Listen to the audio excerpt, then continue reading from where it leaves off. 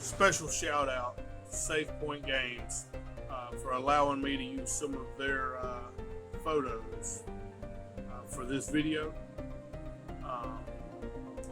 Thank you guys.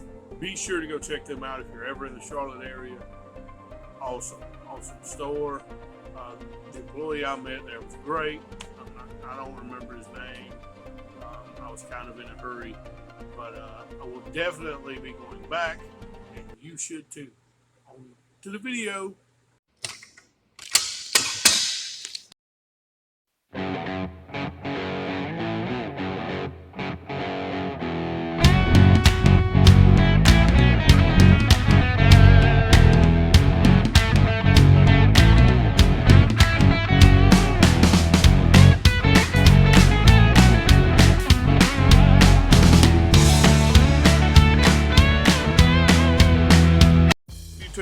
So, took me a trip to Charlotte.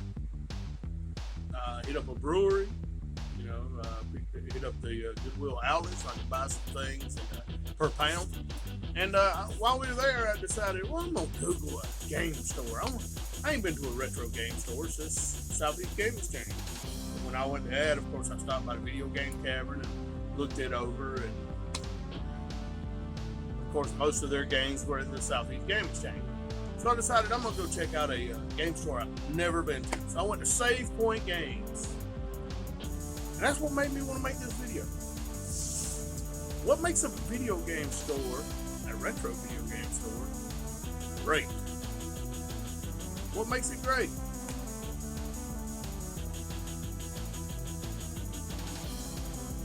So, what makes it great? What do you guys think makes it great? To me, what makes a retro game store great is when you go in,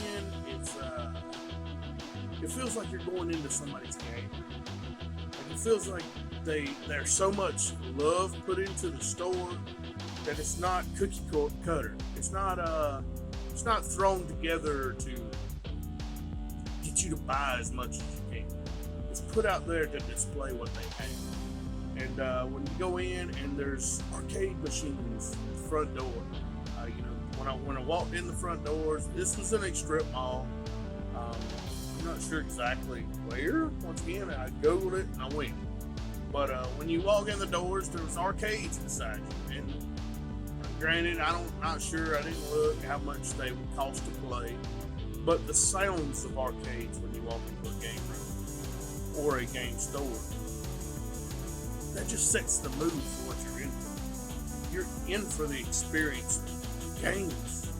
And I think that's what stores like GameStop are missing out on. Like, you go into a GameStop, what do you hear? You hear, thanks to our store policies, yada, yada, yada, yada, yada, all over their TV, and you're like, that has nothing to do with games. Like, I won't go to a retro game store to escape what's going on. You go there to pick up some of the older titles like Rampage or Asteroids. You go there to remember when times were great. You don't have to be reminded every 5 minutes on the TV that, hey, you gotta wear your mask. But you go and you wear your mask and you walk in and there's arcades on the wall. There's a pinball machine, I believe, to my right when I walk in. But then, of course, there's games. There's not a bunch of shirts and pop figures and headphones, like 12 feet of headphones.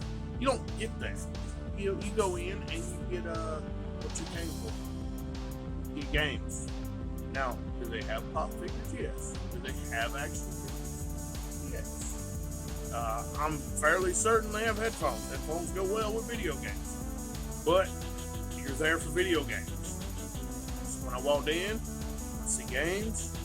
And the number one thing I look for in a retro store, the number one thing that makes me say, all right, they're a step above everybody else. There was systems hooked up on the walls for you to play these old retro games. So there's been plenty of times I'll look around in a retro store, they don't have any systems hooked up for you to play. So you're walking around, you're like, Dick Tracy, Do I really? I don't know if that's any good.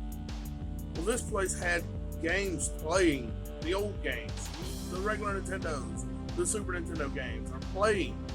Now I'm not sure if these are ones where you can put your own, hey, let me try this game out. I really don't know if it's any good. I'm not sure if it was like that, but they do have games playable. So you're not blinded by what you remember the games looking like. You actually see what they do. So when you think, man, I really want to get WrestleMania, you realize it's not as great as you remember. But that to me makes a game store. When you walk in and there's games being played, you don't have to pay to play them.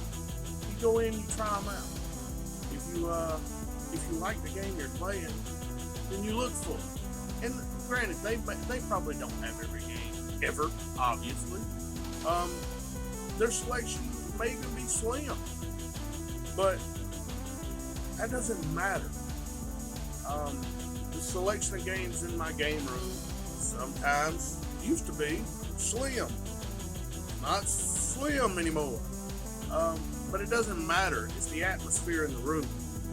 And when an atmosphere is like that game store, it makes me want to go in. It makes me want to come back.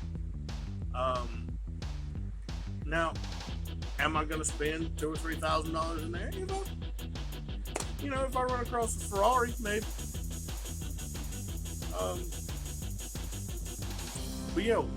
But games. There's games everywhere.